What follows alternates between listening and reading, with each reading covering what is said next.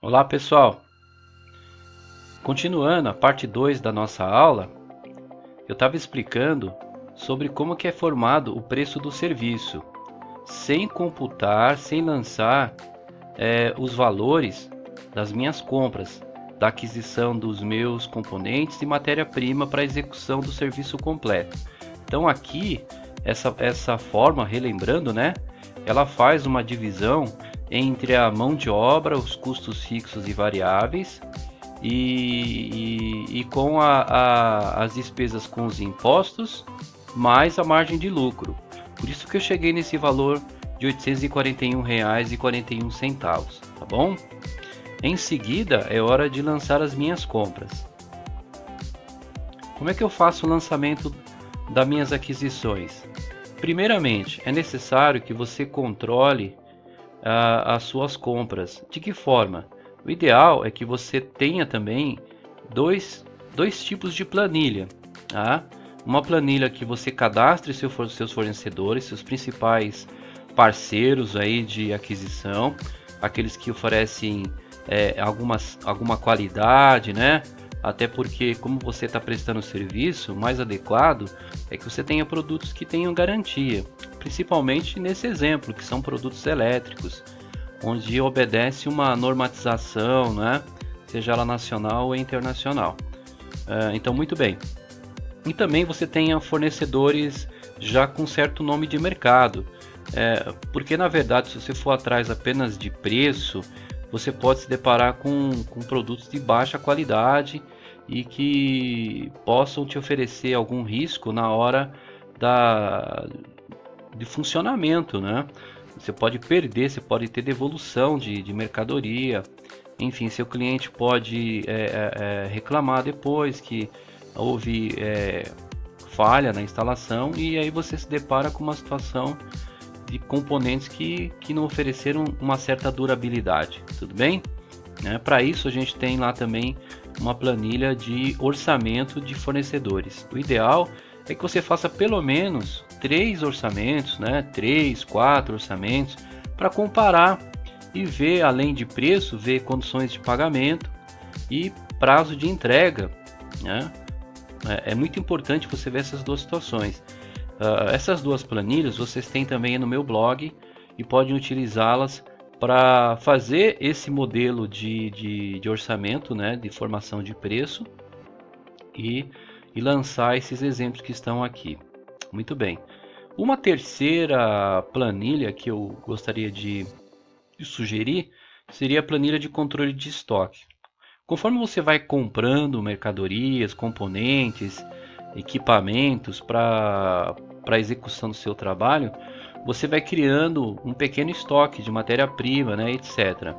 Esse controle de estoque ele deve ser realizado frequentemente.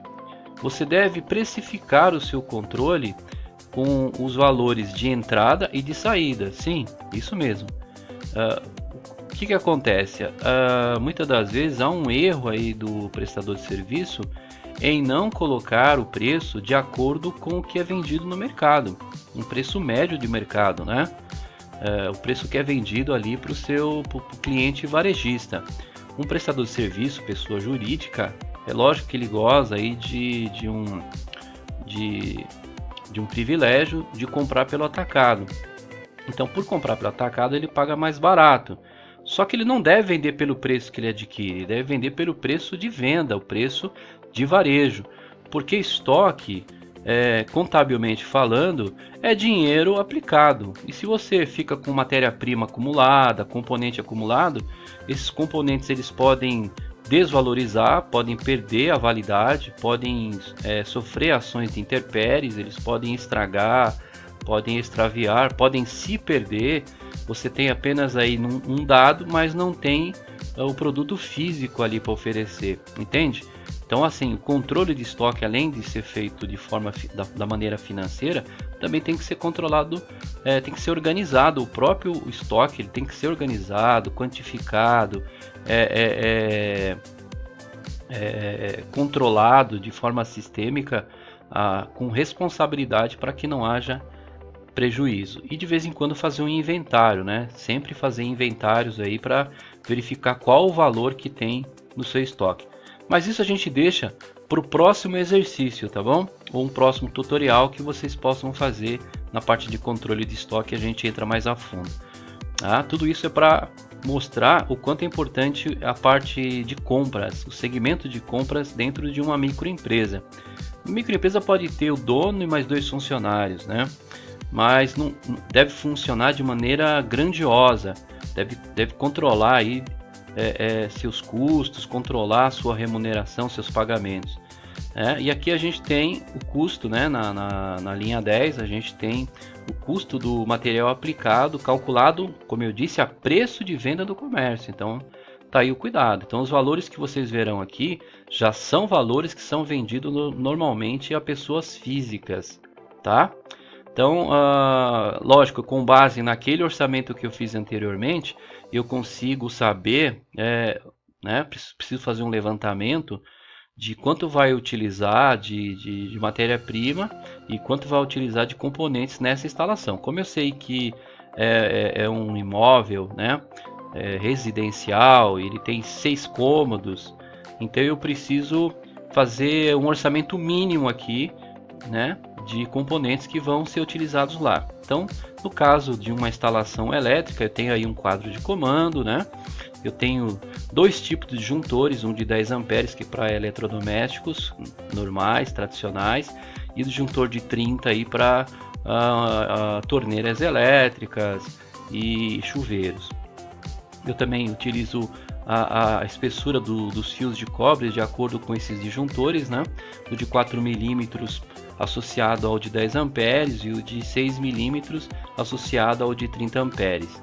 Também utilizo aí um material que já tem um certo acabamento, que é um plafond com soquete para lâmpadas, né? Eu vou utilizar também lâmpadas um pouquinho mais modernas, mais econômicas, que são a LED de bulbo de 12 watts. Poderia ser de maior watts, mas eu estou trabalhando aqui com uma lâmpada média, e interruptores e tomadas duplas de PVC, aquelas completas já com espelho, tá? Para esses materiais eu utilizo as unidades peça e metro, de acordo com a característica desse material, e as quantidades de acordo com a estrutura lá do imóvel, né? O que o imóvel pede, né? A necessidade também do cliente, né? Então assim, eu tenho que avaliar também o perfil do meu cliente para saber que tipo de material que eu estou utilizando, né?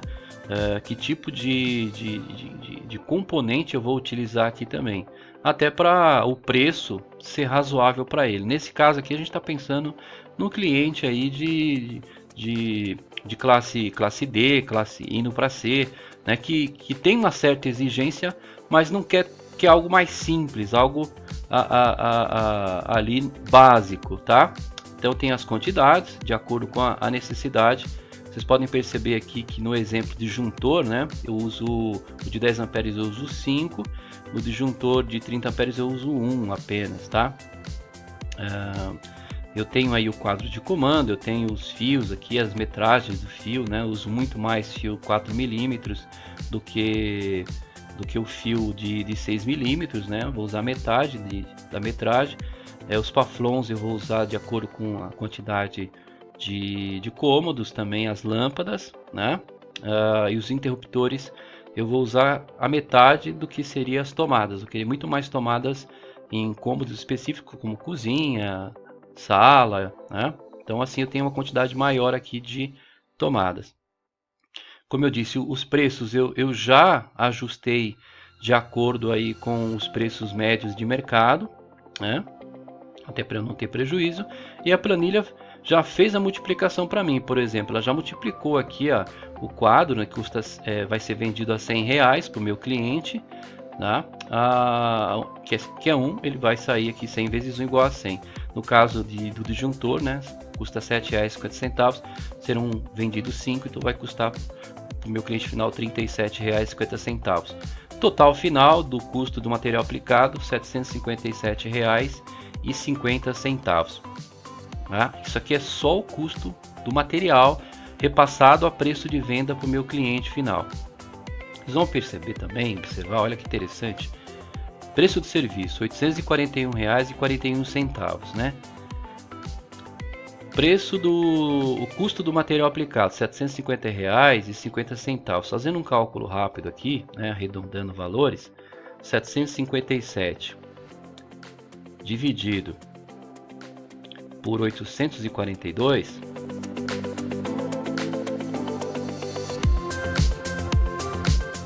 vezes 100 igual 89,90 menos 100. Então a média de diferença entre o custo dos materiais e o preço é de 10,09% aí, tá? Ou seja, entre 60% de mão de obra, né, de custos fixos e variáveis, toda aquela parte administrativa, e o material aplicado 40%, 60 por 40. É por isso que existe uma certa regrinha aí de prestação de serviço, onde muitos prestadores eles pedem um adiantamento aí de no mínimo 50% para começar o trabalho, tá? Muitos praticam isso não é uma regra, mas alguns praticam para poder comprar a matéria-prima, né? E os outros 50% podem ser parcelados, que é com relação à mão de obra, tá? Então essa é uma forma de negociação que os prestadores de serviços, principalmente instalações, manutenções, realizam aí com uma certa frequência, mas como eu disse, não é uma regra. Mas é uma estratégia muito legal da minha parte, eu acho muito bacana. Então total aí do preço final, ou seja, que vai ser oferecido para o seu cliente, né? Mão de obra mais a matéria-prima, R$ 1.598,91, ou seja, R$ 1.600 é o orçamento que você deve oferecer para o cliente, é o que você deve encontrar no resultado desse exercício, tá?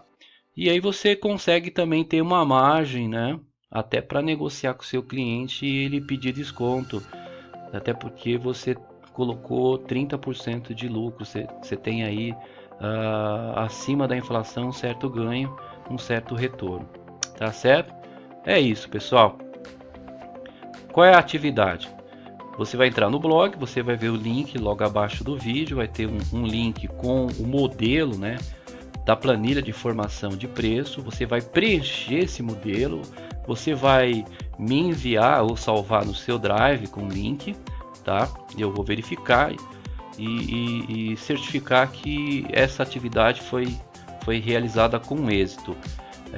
Boa sorte, reveja o vídeo várias vezes quanto você puder ou quiser, verifica aí os dados se estão todos certos, se tiver algum dado errado, retorne a fazer a planilha, né? Ou de onde você errou, enfim, sucesso e boa sorte nesse exercício, até o próximo tutorial.